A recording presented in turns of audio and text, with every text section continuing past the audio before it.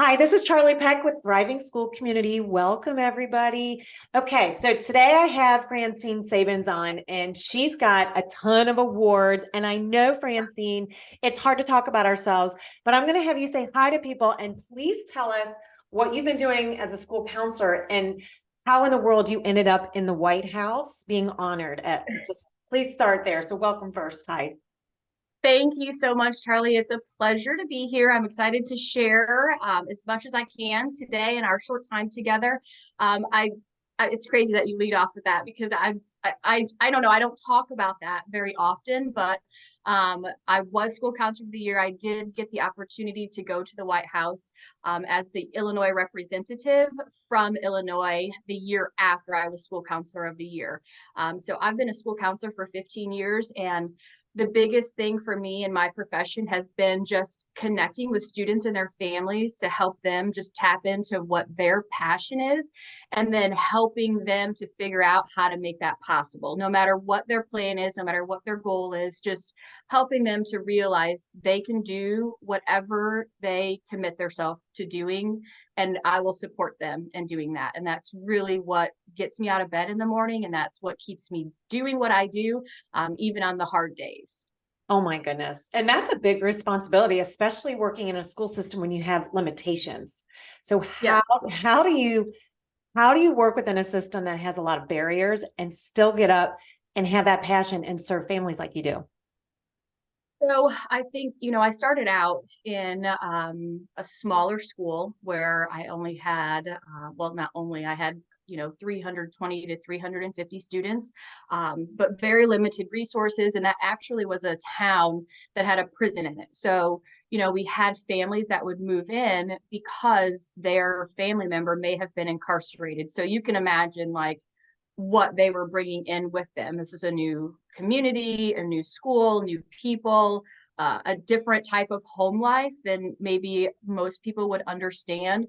So, really helping the people that I worked with and their families also to understand how to work with students like that when we know we may not even have them very long. That might be a very fluid living situation for them. Really just came down to, and I think this is carried with me, just having conversations with people like our colleagues, and how we handle, and that's probably not the right word, but how we like nurture and love on our kids without thinking about what we don't have to be able to do it, just like having the genuine connections with them and getting to know them as people and getting to know their story and how they feel like we can best support them. And I worked with great teachers and administrators that got that. And I learned a lot from them. And we really worked together to see kids and not just like, good morning, but like, good morning and saying their name, and then noticing even in their eyes, which was really great when COVID happened because that's all we had, right? To know like maybe they're a little bit off today, they're not making eye contact with me today, or they're quieter than they normally are today, and just being able to have the conversations that needed to happen so that we made sure we could help those kids when they needed it the most, or see them in a moment where they weren't sure if anybody saw them. So I think, and that has carried with me, I'm 15 years in now, I'm at a different school, but those lessons in the way that we approach things back then have really like carried with me through my career. Okay, there's a lot there that is so important. So there's two things. Number one, and we'll just do one at a time. And I might forget, so we'll do the best we can working through it. But oh my goodness, there's so much good stuff there, Francine. One of the things that I'm hearing is you didn't have a lot of resources at all, so you started with what you could do. That is an attitude that so many of us need to take on because we have to start from strengths, right? And it sounds like you know exactly how to do that. So if you could speak to that and then link in how important it is that partnership you have with not with just parents, but with teachers, how that worked well together when you worked from their strengths. Like, is that something that they realized they naturally had, or you had to work with them on that? Okay, great question. Talk about that. Yeah, a So lot there. first, I think, we have to get to know those kids when they come in. New students, let's like think of it from that perspective. When a new student comes in, we really don't know anything about them other than what their file says, right? So we have to of course we have to approach it from that situation because I'm a high school counselor, so we have to place them appropriately. So we have to look at the file, we have to read what's in there, we have to, dig through it and try to make sense of it so it fits into our system, whatever we have. But that, I feel like that's only half of our charge. We also have to get to know them and their family to figure out how we can best support them, because we don't know what kind of services they had before they got to us. And sometimes I find that they really weren't seen when they come to me. So they already have a bad impression about a school experience. So my friend Leslie and I actually worked together to put together this method of getting to know our students without spending tons of time on that process, because they want to get through the paperwork. They want to get into class. They want to, get into the system, into your school. So we ask some really important questions of them as they're registering. So it's not just, your basic demographics and all of these things, but it's also asking you about you as a person. Like, what do you like? What are your pronouns? What's your family home life like? It's instead of, who are your parents? Being mindful that these kids might not live with their parents. So being sensitive to the way that we ask questions of them so they feel comfortable telling us really what their story is. And the more that we can get out at the beginning, the easier it is for us to help them to transition into a new school environment. And this could apply even to freshmen, even if you're in a smaller district, just getting to know their story a little bit before they even start. So, like how often even they would like to be checked on. That's one of the questions we ask. We're going to follow up with you automatically in about a week or two just to see how you're adjusting. But then how often would you like a check-in? Is that something that's important to you? Because some kids, it is important to them to be checked on, but there's no method for them to tell us that. So we also like to ask questions like that. In terms of the teacher. So with that, I like to say, we have to find out what their needs are and what their strengths are up front. If we don't ask, very few people are going to come out and tell you like, this is my strength. We don't do that as humans enough. We should, but we don't.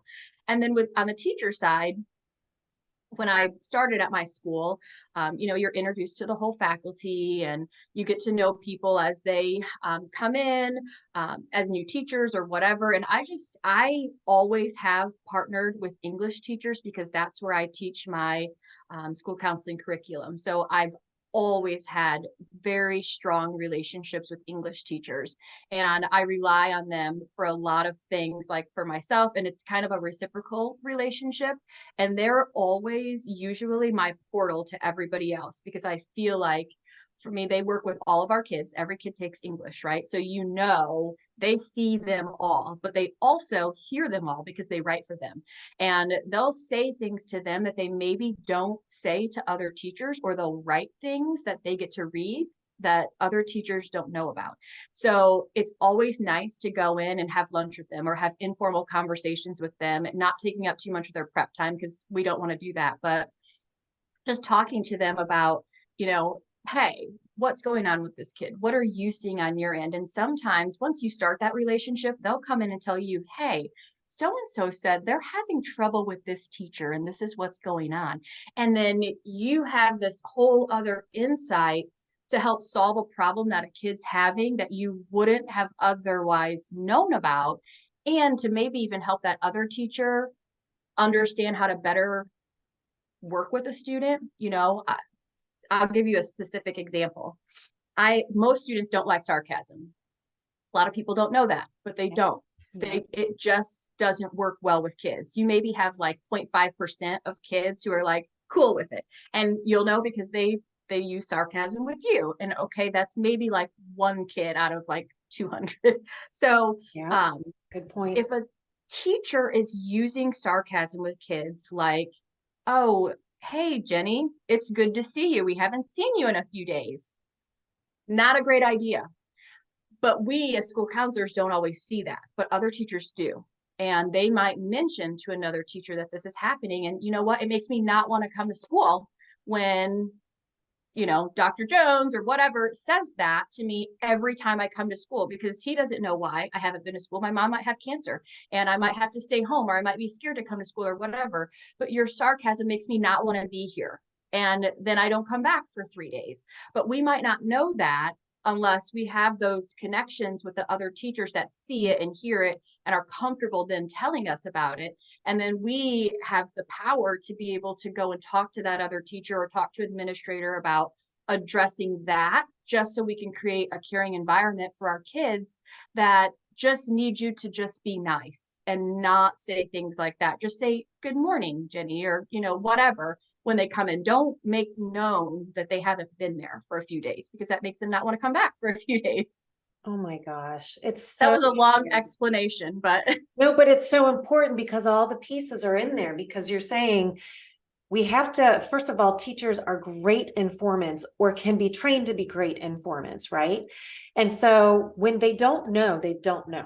And they either do what they think they're supposed to do 15, 20 years ago when they started, the seasoned ones who have a good right. hearts, but if they're not skilled, they're not skilled, right? Or there's either something that's happened that's getting them stuck in that negativity, right? And that's, I think, part of what school counselors are there for, is they're taking a lot of that on, because you're the bridge between the kids and the families and the staff, Yes. right? That's what I'm hearing you say. And that's vital, right? Francine, I love that you said you speak a lot with English teachers, because I think it was literally either the first or second year of my career teaching high school, I taught English. And I had a kid who wrote in the journal, and I had built a rapport with him, I could tell. So one time I read in his journal that his dad tied him to the back of to a chair and put him in the backyard, right? And was like abusing him. And we can all put our thoughts into that, and I don't need to go into details. And I remember as a new teacher, nobody had told me that this might happen, right? That's the first thing. So educating them that these things might come up is a huge piece, I think, of your job as well, it sounds like. So I'm like, what do I do? So I remember going straight to the school social worker, and and I know you're a school counselor, but you guys are on a team. I know it's a team. Right. I remember thinking that very early on in my career, dang, I need to partner with them. I need to partner with school counselors and school social workers way early on. So that's why I love that you said that. So, okay, let's keep going with that, because there are going to be teachers and staff members, not just teachers, right? Staff members, support staffs, school secretaries, and I don't even think reception area, attendance, all these people that are involved with our kids somehow, coaches and everything. So how do you handle those ones who have apathy? Because I know that's a big problem. Can you talk about apathy and how dangerous that can be? Absolutely. And, I honestly think I noticed this more after COVID. I think, kids came back and that adjustment was hard for them. And they're dealing with a lot of other things as a result of COVID and being at home, and learning loss, all of these things that happened. And so I feel like when they came back, for a lot of them, it was a shock to their system and a shock to the teacher system too, right? We had to go back to a whole different way of doing things, and keeping in mind, we have no idea what happened to these kids while they were gone. I mean, they weren't there in an environment where we fed them and we said good morning to them and we used their name and we loved on them every day. So we're all like adjusting to all these things. But I've noticed that some of these kids are coming in and they're just like, I just don't care.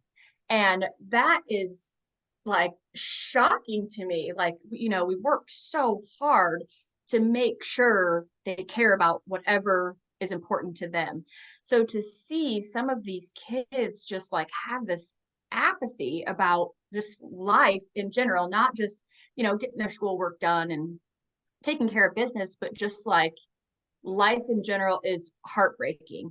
And so I talk to my principal a lot. We work very, very closely together, and she sees things that I don't always see, and she has a different perspective on things, but we work very well together. We actually at school, we call her the mom and I'm like the hippie aunt. That's how we, and even our offices are next to each other. So they're like, I'm going to go to mom's and then I'm going to come back. Like, this is how we kind of operate. So we've talked about this a lot. And I think, having the ability to work with other people in situations like this so that they see that multiple people care about you and multiple people are interested in what's deeply important to you, helps them to come out of that. So they know, yeah, you're here to go to school. You're here to get good grades. Yes, we want you to graduate, but we want you to also have a purpose. So over the last year, which is when we've kind of been seeing this a little bit more, we have talked so much about what can we do? Where are we missing the mark with reaching these kids before it gets to this point? And one thing I learned about a couple of years ago at the ASCA conference was this concept called ikigai. I don't know if you've heard of it before, but really the yes. translation.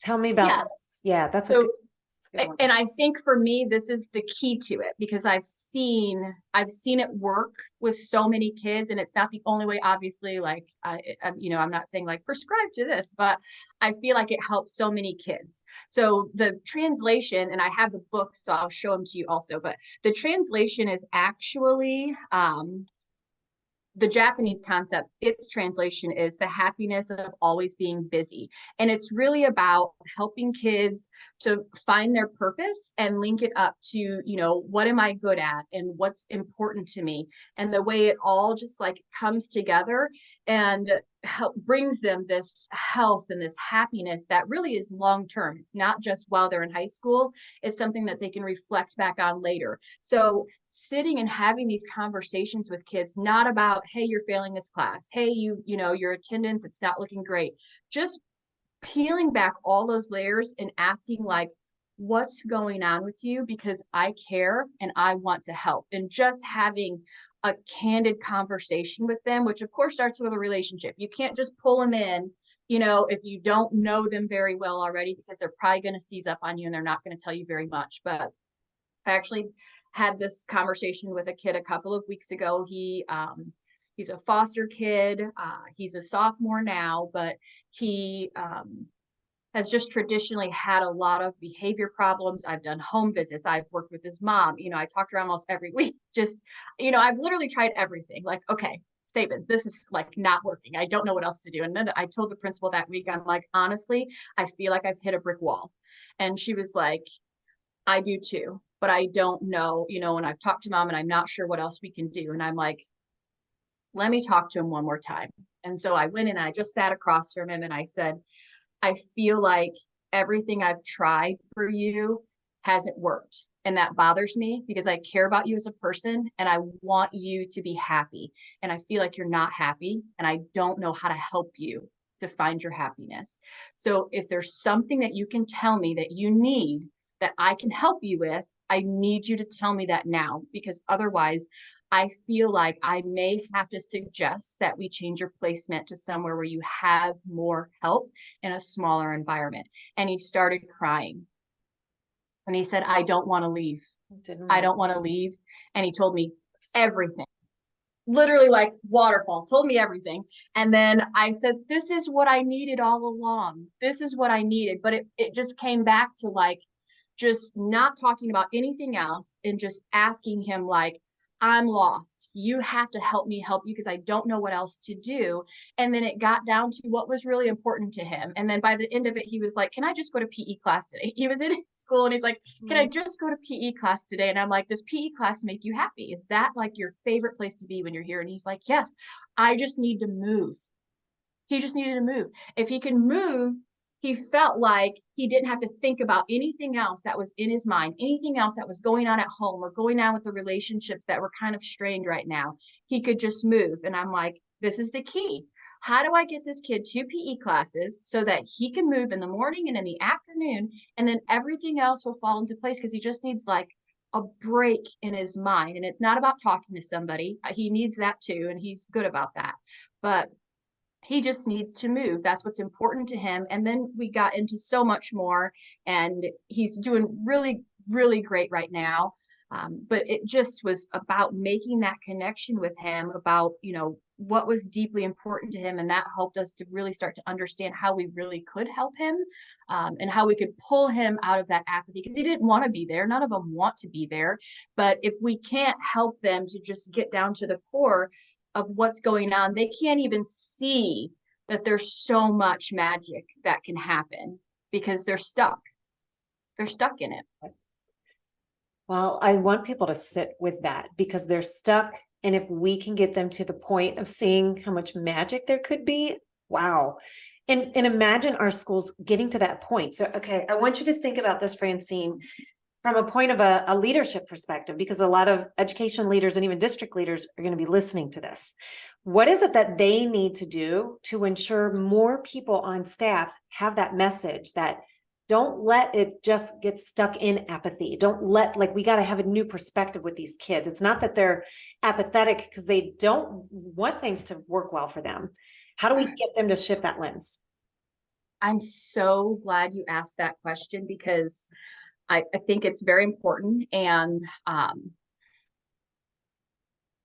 there's something I definitely want to say about that. Okay, so number one, I think it's important for administrators to remind their staff that we have to mirror the behavior that we want to see in our kids. So if our kids see us in the hallway in a little huddle, gossiping, no matter what we're gossiping about, they're going to feel this sense of distrust because you might not be gossiping about me right now, but you like to gossip. And one day it might be about me. So I can't even trust you to be my authentic self around you because I can't trust you to misuse my story. Wow. So Big. we have to be mindful about how we conduct ourselves as professionals in a school. We cannot huddle in that way and give this impression that we're misusing people's stories ever, because then they're never going to be their true self around us because I can't trust you to be my true self. I have to feel like as a student that I can be vulnerable around you no matter what kind of day I'm having, whether it's a bad day or a good day. I have to feel like I can be my true self. So, and know that when I'm my true self, you're going to help me wherever I am. And if I can't do that, you're never going to have an authentic relationship with me, which is what we want, right? We want everybody in the building to have authentic relationships with the students that they have an opportunity to touch. If they don't, then it's really hard to teach them anything. You're not going to teach them math. You're not going to teach them science. You're not going to teach them social studies if they feel like they can't have a real authentic relationship with you. So that's number one. And can I stop you real quick before the number two, because I want to know, again, to leaders who are listening, is it more impactful if a school counselor or school social worker delivers that message, or should the administrators deliver that message to staff? I definitely think it's the administrator delivering that message, because if you think about it, they are the leader of the way that culture goes one way or the other, right? They set the tone for the culture of the school. A social worker or a school counselor will support that culture, but if the leader isn't spearheading that type of culture, then it's really hard for it to happen, right? They not only have to like spearhead it and set the tone for it, but they also have to live it, you know? And then you have these, you know, you have social workers, you have school counselors that help to support what that can look like and how we improve upon it. But if they're not the ones delivering that message, I think it's hard,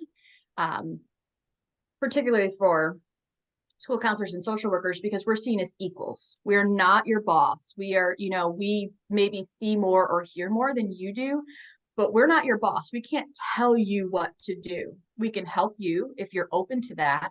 We can give you suggestions about classroom management and things like that, but we can't tell you how to do your job, you know, or tell you what the expectation is in terms of the environment that you create for students and other staff. That's the role of the administrator. And then with that, explaining that if you have concerns or if you feel like there's areas where you can improve, these are the experts. They understand how to build connections with people. That's where their power is. Use them. Call them. If you're having an issue with a specific kid, call these people in and ask them, like, this is what I'm doing. What do you think I could be doing different if this is the result I seek? And have a conversation with them in an expert way, because that's really where our power is, you know? Yeah, I mean, it's really important. I don't hear a lot of people talking about that piece of culture and, you know, observing what you're doing in the hallways in front of the kids like that. So it was so important to talk more about that. So, okay, number two, I know I interrupted your train of thought, so. Well, and this goes with that question that you asked. So number two would be when you do have a concern or you do have an issue with a student, using the appropriate mode of communication to communicate that concern as quickly as possible. And so this is maybe a charge for school counselors, because I was actually in a meeting last week, and this meeting is kind of this committee that we have that's focused on the mental health and the culture of our specific school district. And one of the things that came up with the teachers was, when I have a concern about a kid, I need to be able to communicate that to you very quickly. And sometimes I can't leave my classroom, but I'm afraid if I don't do it right away, I may forget to tell you because the day just gets so crazy, right? And so I immediately said, well, I have a referral form, and I just built it in Google Docs. It's very simple. It's just a few questions. And that comes to me immediately, and it CCs the principal. So we both know. So if I'm out of the building and the principal knows, hey, we have this concern with the student, and this is what has been done so far.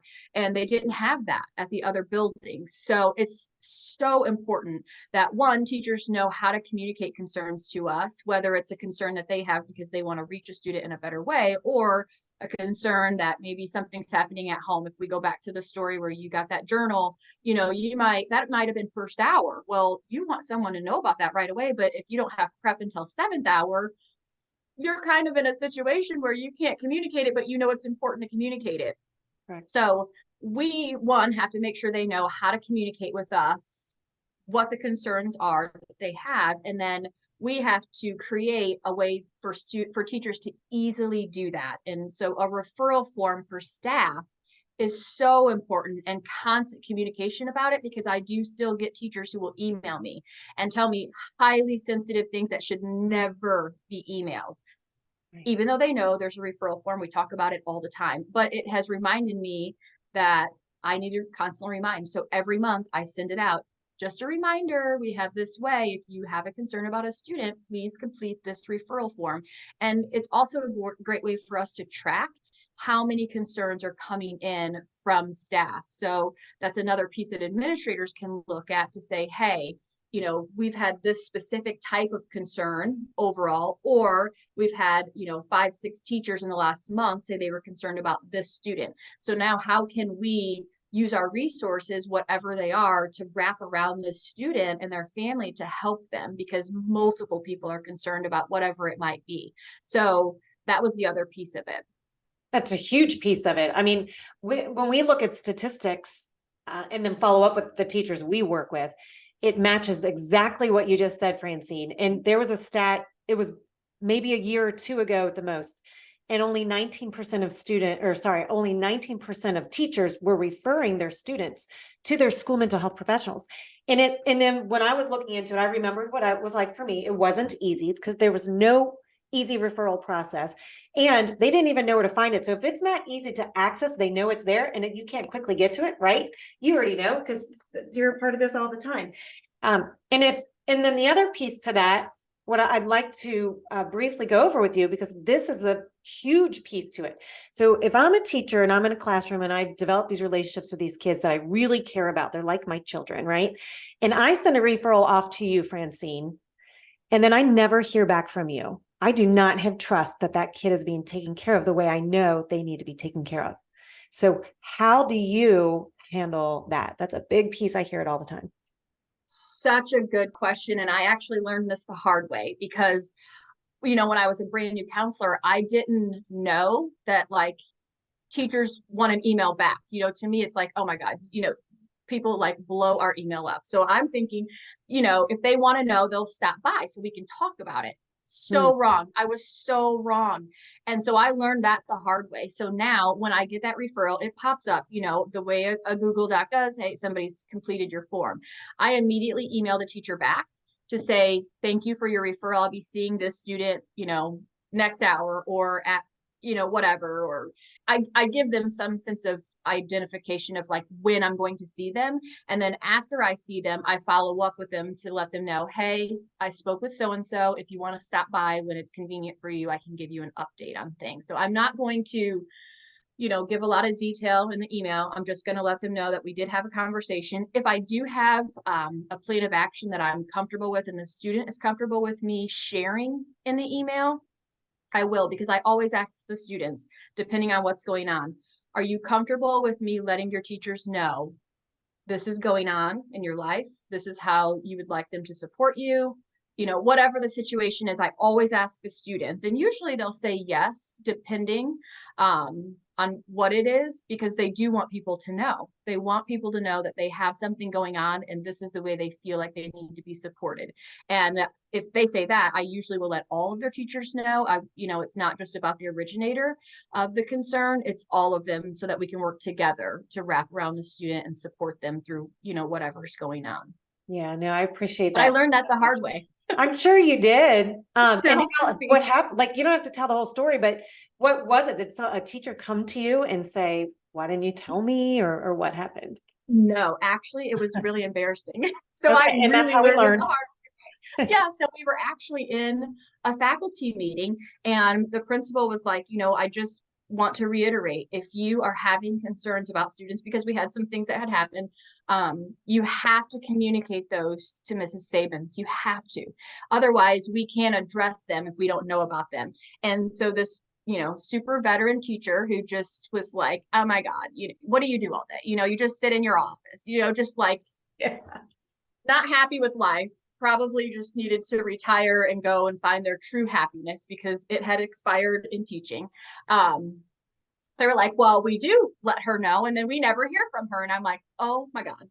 Mm-hmm. But But again, it's like, why didn't you just pick up the phone and call me and tell me? Like, I don't know. Like you said, I don't know what I don't know. And to me, I thought I was doing a good thing by like not filling up your email box. And here you are saying, no, I want you to fill up my email box when it's about that. that's But right. I didn't know. And so I was obviously deeply embarrassed. Like, I had no idea. And then, I went back and talked to my English friends about it. Like, because after they referred a kid, they would just pop in and talk to me because we had that type of relationship. But this person just did not like me, didn't really like anybody. And so I didn't know, so I learned the hard way, and that was really embarrassing, but I've learned my lesson, and now I'm very good at follow-up. So maybe it was a good way for me to learn that lesson, because it stuck with me, right? Like the negative things like stick to you, and the positive things don't have as big of an impact sometimes. So yeah. Yeah. And every single person has gone through something terrible like that, where they're like so embarrassed, but a huge learning experience, because look at now what's happened in your system.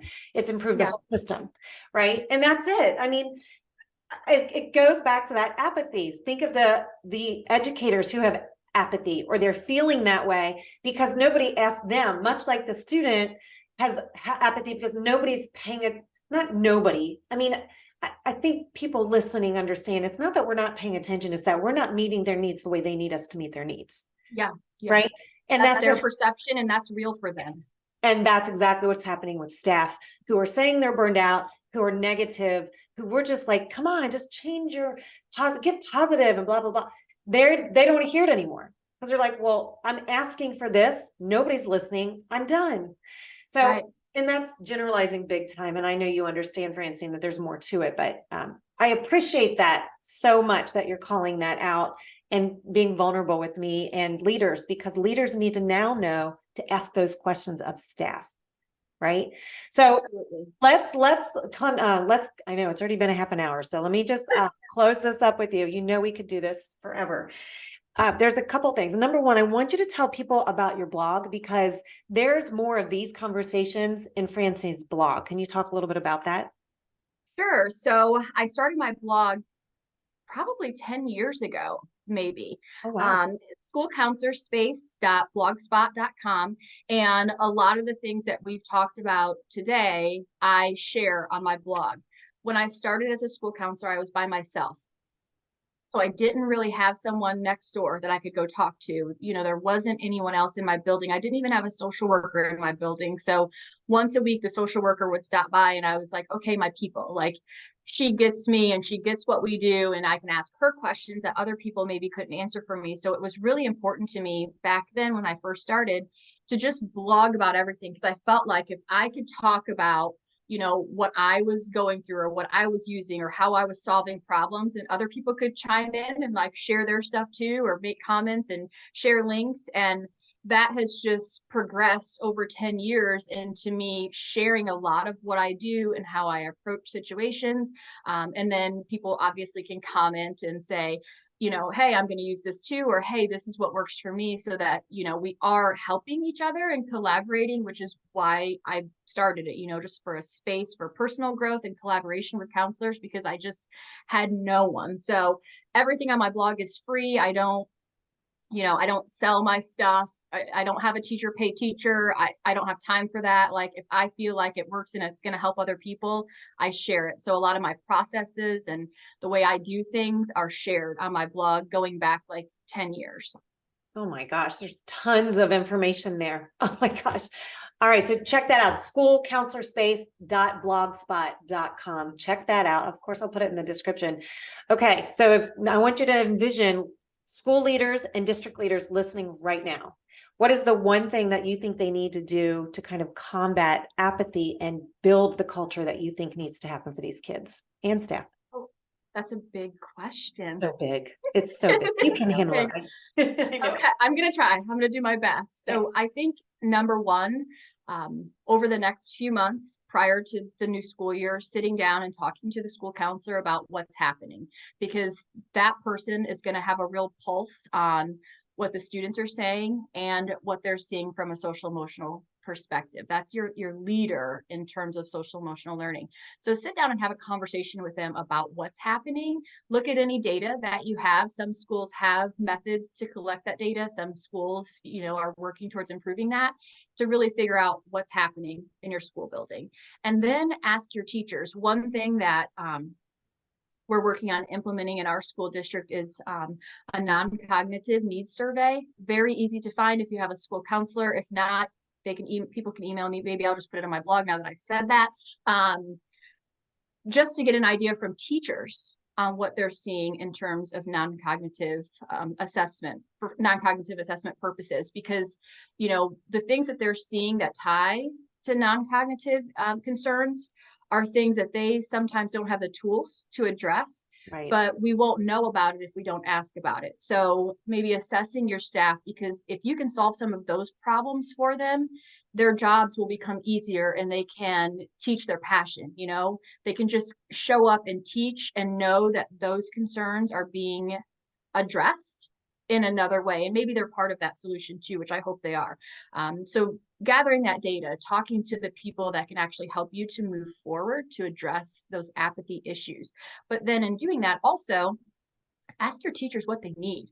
Like we actually did this last week. So it's so interesting that you asked this question, because part of our team that gets together talks about this issue. And of course, the number one thing is always going to be time, right? Teachers just need more time, but an administrator doesn't always have the ability to give them the gift of time. But to know that they need that time and to be respectful of their time when they're doing things is deeply important. So, if you have a staff meeting, have an agenda. Please don't show up to a staff meeting without an agenda. Let us know, let your teachers know, this is what we're going to talk about, so that they understand the purpose. And that might deal with some of those, seasoned teachers that aren't always, the positive ones, like, okay, there's a purpose to this. They have a plan. So be respectful of their time if you can't give them more time. And then ask them what they need so that you can fulfill that need. So I think really the underlying message, and maybe all of that, is being communicative with the people that can support addressing the apathy in students, and being communicative with your staff, because sometimes they just need to be heard. They just need to be seen. One of the biggest things a teacher said to us during that meeting last week was, it costs an administrator nothing to stop by a classroom and just say, good morning, what's going well for you and what's not going well for you, and how can I help? Just a conversation, just like a normal human conversation with them. So then they feel like, oh, no one ever comes by and asks me that. And especially no one that can actually address the issue. They just don't. Yeah. And that costs nothing. But if you, put it on your calendar, like today, I'm going to check in with these 5 teachers and this is the question. Think of the culture shift that can happen in your school if Right. you do that. I And then love follow that. through on it. No, don't just do it, follow through on it. Absolutely. That's where you're going to build the trust. That's exactly right. I love that. Oh my gosh. So if we have leaders listening, then they're going to be able to take so much away from this, Francine. Truly, that's what they want to do. They want to have those strategies. So thank you for that. Okay. Yeah. If somebody wants to get in touch with you directly, can they? And if so, where or how? Absolutely. So on my blog, there's a contact form on the left side at the bottom, and they can just fill that out, and it'll come right to my email, and I'll be able to email them back, or or whatever. Yeah. That's nice of you to reach out with them or to them. If they reach out to you, I guess, and then you get back to them. That's really kind of you because Yes. you're busy. You're busy too. Oh, yeah. Yeah. Okay. So I'm just going to say your Blogspot address one more time because they're just listening to this and they're like, I want to go there. What is it? It is schoolcounselorspace.blogspot.com, correct? Yeah. Okay. Yes. Oh my gosh. All right, Francine. Well, we better stay in touch because you are a wealth of knowledge and I appreciate your time so much. Thank you. Thank you. This has been so fun. I know it's been great. Well, we'll have to just do it again. I appreciate it so much. Yes. Okay.